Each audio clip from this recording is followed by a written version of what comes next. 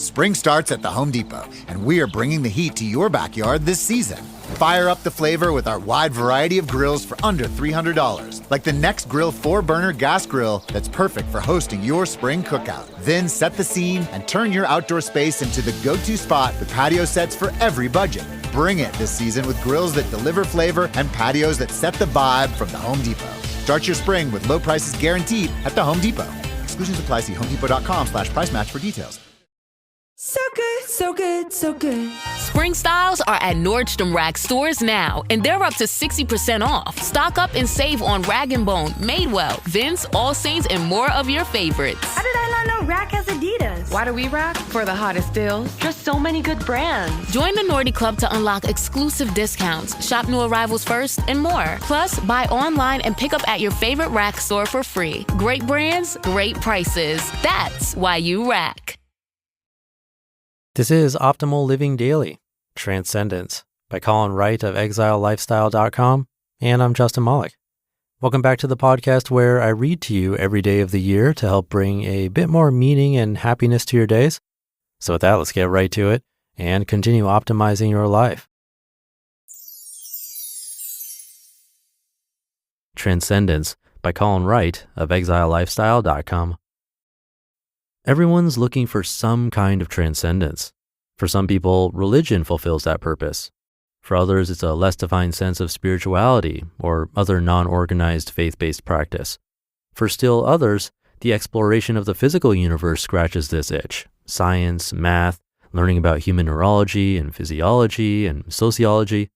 Transcendence is about being uplifted, pulled out of the humdrum, out of the world we can easily perceive around us, exposed to some deeper meaning or truth or set of questions.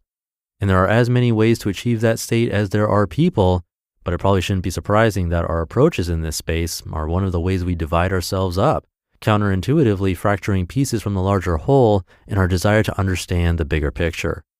Reading has always been a prime method of transcendence for me. Reading fiction helps me ask questions I didn't know how to ask, and allows me to see the world through different eyes. It allows me to imagine countless what-ifs, and often uses language in a challenging way, further pushing me to expand my horizons, to acquire the words I need to describe the things I didn't realize I wanted to think about. Reading nonfiction has helped me catch glimpses of the bigger picture.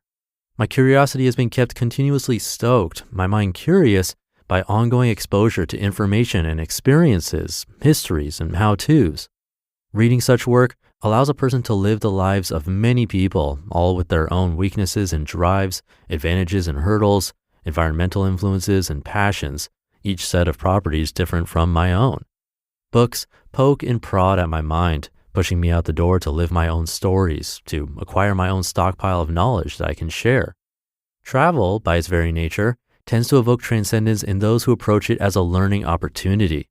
Those who step off the plane or boat or motorbike with wide eyes and a smile, open to whatever happens next. Discovering that other groups of people behave differently from our group of people and that other individuals lead radically different lives than we've led can pluck us from our cozy, comprehensible universe and deposit us into one that is less known. The world grows bigger the more we explore, and each newly crested horizon exposes us to a new set of horizons we didn't know existed.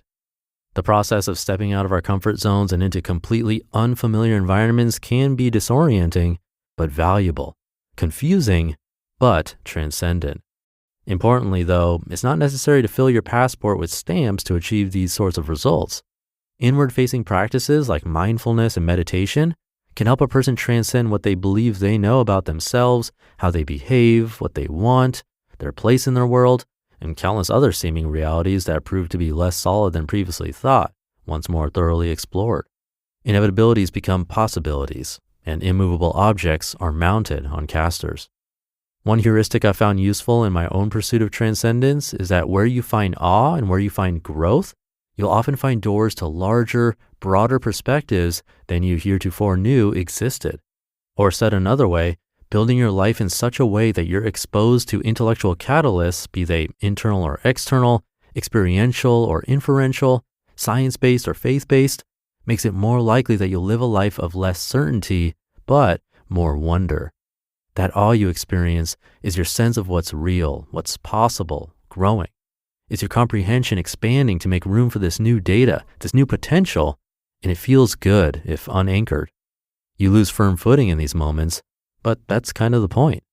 Eventually, you'll build yourself a new foundation, one that takes into account what you know now, these new, wonderful things to which you've been exposed, things that after a while will become normal, just a part of your background understanding of things, rather than novel and strange, challenging and mind-expanding revelations.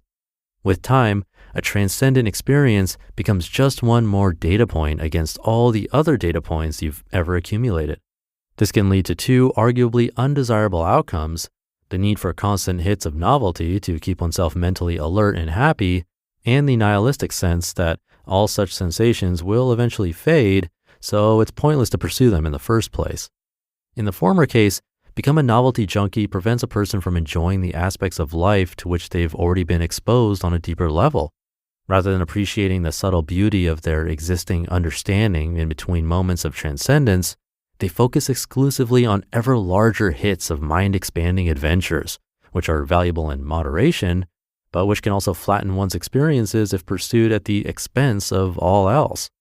In the latter case, succumbing to the notion that all such joy is temporal misses the larger point that ebbs and flows of this kind are valuable and desirable.